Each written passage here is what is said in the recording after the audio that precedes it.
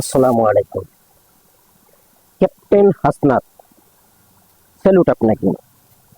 আপনার অকুতোভয় পদচারণা, কাউকে ভয় না পাওয়া, বিশেষ করে সত্য কথা বলার জন্য কাউকেই ভয় না পাওয়া, এবং সে যেই হোক তার সম্বন্ধে আপনি কথা বলতে যে দ্বিধা করেন না, সাহসী চিত্তে কথাবার্তা বলেন, এই কারণেই আপনি সাধারণ জনগণের মনের মণিকোঠায় স্থান করে নিয়েছেন। এই কারণেই আপনাকে আমি স্যালুট জানাই। ওনার কথাগুলো একটু শুনুন।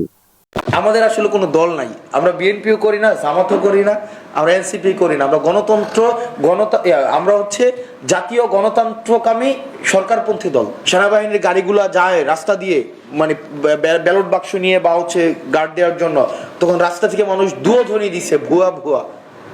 একটা জেনারেলকে পদত্যাগ করছে, বলছে যে না আমরা একটা এই প্রেসক্রিপটিভ প্রিডিটারমাইন্ড একটা ইলেকশনের আমরা সাক্ষ্য হব না। একজন বলছে, বলে নাই কিন্তু। আজকে এই প্রশাসন এবং পুলিশ, আমরা চরিত্রটার পরিবর্তনের নির্ণায়ক আসলে কি, আমরা কিভাবে বুঝবো যে আসলে তাদের এই যে মনস্তাত্ত্বিক পরিবর্তনটা ঘটেছে। আমরা দেখেছি এখন কিন্তু উনারাও আবার ক্যাবলা পরিবর্তন করেছে। আমি একজন প্রশাসক বলছে যে আমাকে বললো যে হাসান দেখো, আমাদের আসলে কোনো দল নাই। আমরা বিএনপিও করি না, জামাতও করি না, আমরা এনসিপি করি না। আমরা আমরা হচ্ছে জাতীয় গণতন্ত্রকামী সরকারপন্থী দল।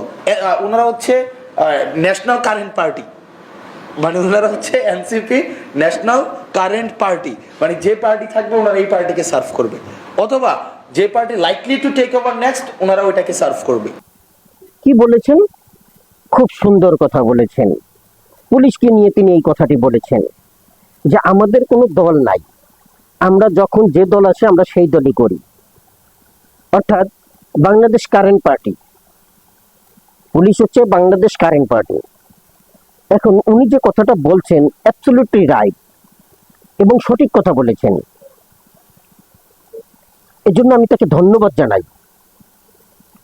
আর কেনই না জানাবো, মাঝে মধ্যে বেশ কিছু পুলিশ, আজকাল অনেক পুলিশ সে যারা আছেন, কর্মরত আছেন, তারা মাঝে মধ্যে ভিডিও করেন এবং পুলিশের ভালো দিকগুলো তুলে ধরার আলোচনা করেন।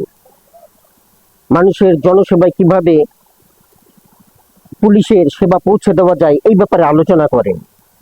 কিন্তু আবার কেউ কেউ আক্ষেপ করেও বলেন, অনেক কথাই বলেন। তো সেই সমস্ত লোকের পরিপ্রেক্ষিতে আমি বেশ কিছু ভিডিও করেছি, আর আজ এই হাসনাতের কথার পরিপ্রেক্ষিতে ওই ভিডিওটি করলাম, কারণ উনি সত্যি কথাই বলেছেন। আসলেই ঠিক, পুলিশের কোনো রূপ নেই। এরা তখন সেই রূপই ধারণ করে যখন যেই দল বর্তমান থাকে।